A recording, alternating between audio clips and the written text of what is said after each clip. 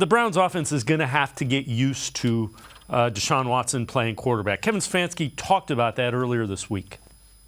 Yeah, that's something we've talked about. I mean, it was something certainly we saw last season. Deshaun has the ability to extend plays, and when those times come up, it's really incumbent on all 10 other guys out there to stay alive, and that may be the receivers getting open. That's got to be the offensive line when they're blocking. The play's never over until that whistle blows, and Deshaun does have that unique ability that he's shown his whole life to extend plays.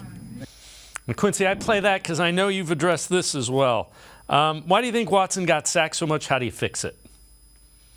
Well, I mean, Joe Burrow has an interesting quote on this, right, where he's like, it's an overrated negative stat against the offense. And to a point, I do think he's correct, because if he's holding that ball and he gets sacked, just because he gets sacked doesn't mean that's bad. Now, the context of the sack is everything. What was the down and distance created? What did you miss out on? How did the sack happen?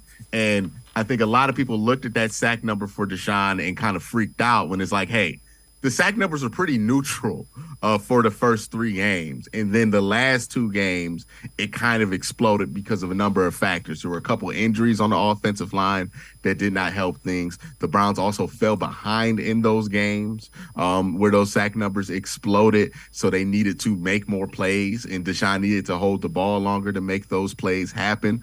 And I think that's kind of what added up to this whole thing.